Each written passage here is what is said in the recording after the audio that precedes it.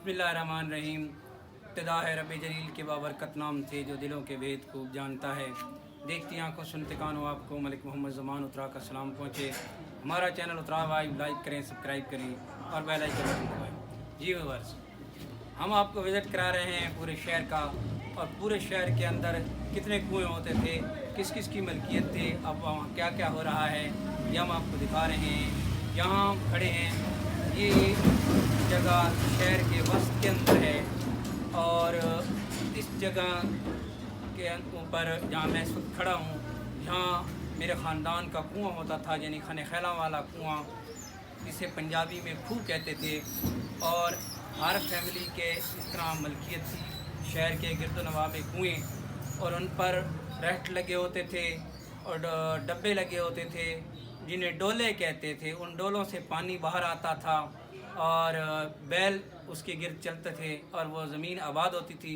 जहाँ इस वक्त मैं खड़ा हूँ, ये मेरे ख़ानदान की मलकियत थी। 104 कनाल 10 मरले रकबा यहाँ पर हमारा मलकियत था, यानी 13 एकड़ 10 मरले ज़मीन यहाँ हमारी मलकियत थी। और वक्त के साथ साथ बुज़ुर्गों ने इर्द गिर्द लोगों को बिठाना शुरू कर दिया, और जब हमारे बुज़ुर्गों ने इस ज़मीन को तकसीम किया जो इर्द गिर्द से बची, 104 कनाल 10 मरले से सिर्फ 13 कनाल ज़मीन बची जो तकसीम की गई, जिसमें गवर्नमेंट गर्ल एलिमेंट्री स्कूल उतरा ये भी शामिल है। उसके अलावा बाकी जगह मैं आपको दिखाता हूँ। और जहाँ कुआँ होता था और हमारा मलिहार होता था, उसके 2 कमरे थे, वहाँ पर वो काम करते थे। मुझे थोड़ा बहुत याद आता है, तकरीबन उस वक्त मैं तीसरी क्लास में पढ़ता था। मैं अपने मामू के साथ यहाँ आता था, जब ये मुझे थोड़ा धुंधला सा महसूस होता है कि हमारा ये कुआँ चल रहा होता था। आइए मैं आपको दिखाता हूँ।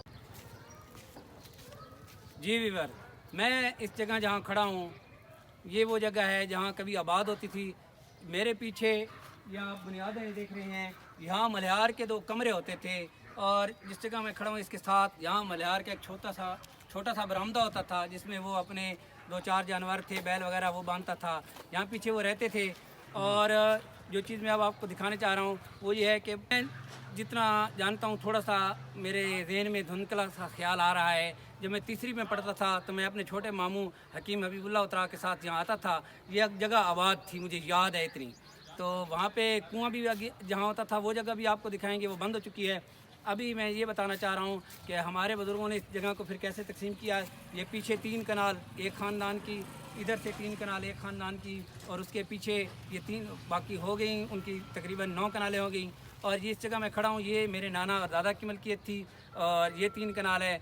तकरीबन ये 12-13 कनाल ज़मीन हमने 104 कनाल से तकसीम की। और यहाँ पर मुझे अच्छी तरह याद है कि एक दरख्त होता था कुएँ के साथ, और मुझे जहाँ जैसे मैं जब खड़ा हूँ, मेरे जहन के सामने वो फ़िल्म चल रही है कि मलिहार का बैलों का जोड़ा जो है वो कुएँ के इर्द गिर्द घूम रहा है और पानी चल रहा है और खेतों में पानी लग रहा है। तकरीबन उस वक्त भी मुझे याद है जब मैं अपने मामू के साथ आता था तो मलिहार की माँ भी ज़िंदा थी। वो मेरे लिए मूलियाँ, गाजरें और टमाटर ख़ास तौर पर काट के तैयार रखती थी।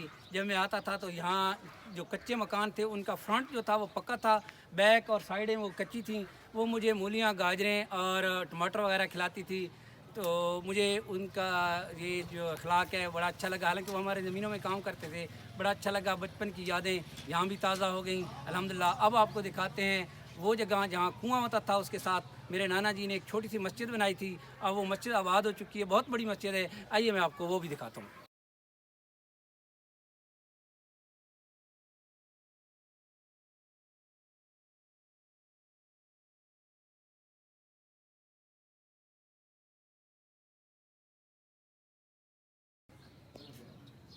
जी वीवर, तो मैं बेनी उस जगह पे खड़ा हूँ जहाँ पर कुआँ होता था। ये हमारी ज़मीनों के दरमियान में कुआँ होता था। और नाना जी रहमतुल्लाह अलैह, मलिक हाजी बहादुर खान उतरा, पाकिस्तान बनने की पहले की बात कर रहा हूँ, वो यहाँ आते थे और ज़ोर और असर की नमाज़ यहाँ पढ़ते थे। तो एक दिन यहाँ से मौलाना हाफिज़ शेख बशीर अहमद साहब रहमतुल्लाह अलैह गुज़रे। तो नाना जी ने उनसे कहा कि आइए शेख साहब आप जमात करें। नाना जी रहमतुल्लाह अलैह के वो दोस्त भी थे, और मेरी जो दूसरी नानी थी, मेरे नाना जी ने 3 शादियाँ की थी। मेरी जो दूसरी नानी थी वो शादी के बाद उनको कुरान मजीद फ़ुरक़ान हमीद मौलाना शेख बशीर अहमद साहब रहमतुल्लाह अलैह ने पढ़ाया था, इसलिए नाना जी का ताल्लुक़ उनसे बहुत गहरा था। तो 2-4 दफ़ा उन्होंने जमात करवाई, تو شیخ صاحب نے فرمایا کہ ملک صاحب آپ یہاں پر چھوٹی سی مسجد بنائیں. تو نانا جی نے ایک کمرے ایک ٹک پہ یعنی ایک گارڈر کی مسجد ان کو بنا کر دی, اور ماشاءاللہ ابھی بھی ان کی نسل کے پاس وہی امامت کراتے ہیں اور وہی اس مسجد کو آباد کیے ہوئے ہیں ماشاءاللہ. تو اللہ پاک مولانا حافظ شیخ بشیر احمد رحمۃ اللہ علیہ کو اجر عظیم عطا فرمائے اور ان کو جنت الفردوس میں اعلیٰ جگہ عطا فرمائے کہ انہوں نے نانا جی کو یہ مشورہ دیا اور چھوٹی سی مسجد بنی, پھر اس کو شہید کر کے ایک مسجد بنائی گئی. پھر وہ تقریباً 50-60 سال وہ مسجد تقریباً چلتی رہی. اس کے بعد تیسری تعمیر ہے یہ اس مسجد کی, یہ میں آپ کو دکھا رہا ہوں. اس مسجد یہ تقریباً 1.5 کنال پر یہ جگہ ہے, اور ابھی بھی جو جگہ میں نے آپ کو خالی دکھائی ہے وہ بھی ہماری ملکیت میں پڑی ہے. تو یہ مسجد مولانا شیخ بشیر احمد صاحب رحمۃ اللہ علیہ کی یاد ہے. اللہ پاک اسے تا ابد قائم دائم رکھے اور آباد و شاد رکھے. ابھی جس جگہ میں کھڑا ہوں یہ میں پیچھے اس لوکیشن کو دکھانا اس لیے چاہتا تھا کہ پاکستان بنانے سے پہلے جہاں ہندو رہتے تھے تو اس کے تقریباً 1 ایکڑ کے فاصلے پر یہاں مسجد سے تقریباً 250 فٹ 300 فٹ کے فاصلے پر گردوارہ ہوتا تھا یا ہندوؤں کا مندر تھا. تھوڑا سا نشان پچھلی ویڈیوز میں ہم نے آپ کو دکھایا اترا شہر کا وزٹ کرتے ہوئے. تو وہاں پر اللہ پاک کا کرم ہوا کہ گردوارے تو غیر آباد ہو گئے, لیکن اللہ رب العزت کے فضل و کرم سے حضور خاتم النبی صلی اللہ علیہ وسلم کے وسیلے سے مساجد آباد ہیں اور قیامت تک آباد رہیں گی. اور جنت میں جب مسجدیں جائیں گی تو آباد کرنے والوں کو اور بنانے والوں کو اس کا اجر ملے گا, یوں کہ وہ مسجدیں کہیں گی اے اللہ ہم نے جنت میں جانا ہے. تو ہمیں حدیث پاک کا مفہوم بیان کر رہا ہوں کہ اے اللہ ہم نے جنت میں جانا ہے تو ہمیں آباد کرنے والوں کو بھر دے ہم سے, اور اتنی وسعت بنے گی کہ جب سے مسجد بنی ہوگی قیامت تک جو لوگ اس کو آباد کرتے رہیں گے وہ سارے کے سارے لوگ اس مسجد کے اندر سما جائیں گے اور پھر وہ مسجد جنت کے اندر جائے گی. یہ آج کا ہمارا یہ پروگرام آپ کو کیسا لگا؟ امید ہے آپ کو بہت پسند آیا ہوگا.